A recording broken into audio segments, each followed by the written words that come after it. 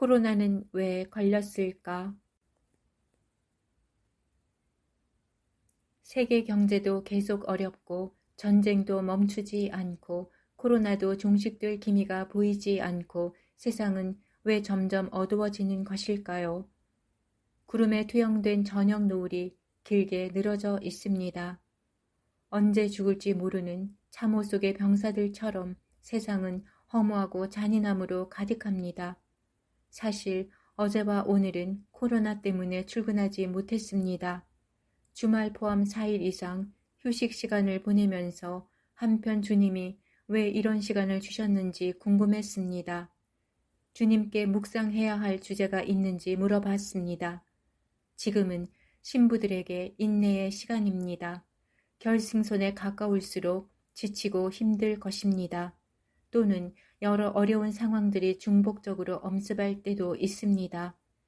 직장에서 일어나는 일들 중에 승진이나 인사이동, 직무전환, 업종평가들이 있는데 명함에 따라 반응이 다릅니다.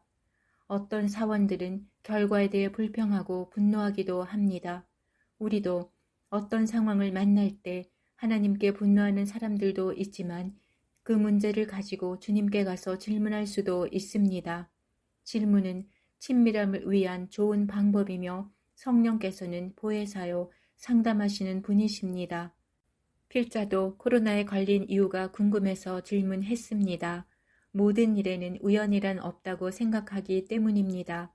다음날 밤 기도 시간에 한 가지 생각이 떠올랐습니다. 뜻하지 않은 일이 일어났을 때 그것은 연단을 통해 순결함으로 이끌기도 하지만 이번에는 다른 이유로 여겨졌습니다. 이 때문에 잠시 멈추어서 묵상해 보라는 뜻으로 왔습니다.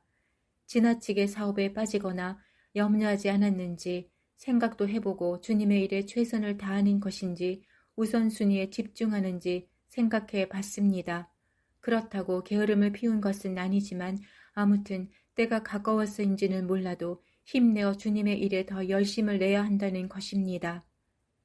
혼인잔치의 초대를 많은 사람들이 거절하며 이구동성 핑계를 댄 것은 먹고 사는 문제였습니다. 생계가 우선이라고 생각한 것 같습니다. 밭을 샀기 때문에 소 5겨리를 샀기 때문에 결혼을 했기 때문에 사양했습니다.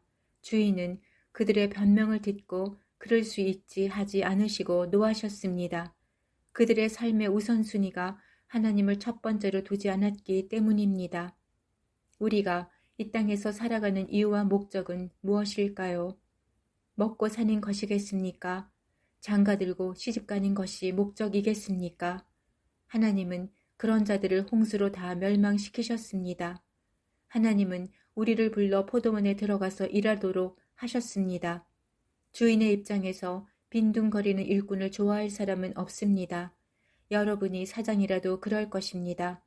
하나님도 무익함, 게으름, 무능함, 수동적 태도를 가진 악한 종이라고 하시며 바깥으로 쫓아내셨습니다. 문화의 비유, 달란트의 비유, 포도원의 비유, 좋은 땅의 비유는 모두 일꾼들이 최선을 다해 일해야 함을 강조하고 있습니다. 이것은 천국을 침노하는 것과 관련되어 있으며 천국의 비밀이기도 합니다.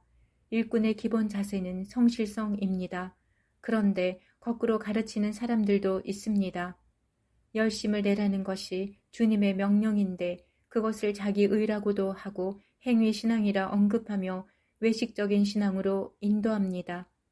주님의 가르침과 정반대이고 한국 교회는 침체되었습니다. 그들은 그렇게 하는 것이 하나님의 은혜라고 생각하는 듯 합니다. 하나님의 은혜를 많이 경험할수록 그들에게 부여된 책임과 의무와 열매를 위해 최선으로 노력해야 합니다. 세상에서는 착한 행실로 살아야 하고 도덕적으로 흠이 없어야 하며 나쁜 일로 뉴스를 타는 신자가 되어서는 안 될 일입니다.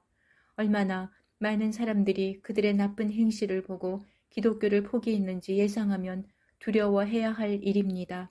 오히려 하나님의 은혜를 받고도 방종하거나 무익하고 외식적이 되면 무서운 결과를 초래할 수 있습니다.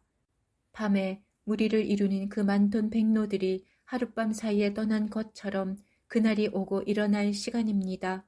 종말의 시계가 쉬지 않고 째깍째깍 거립니다. 마라나타,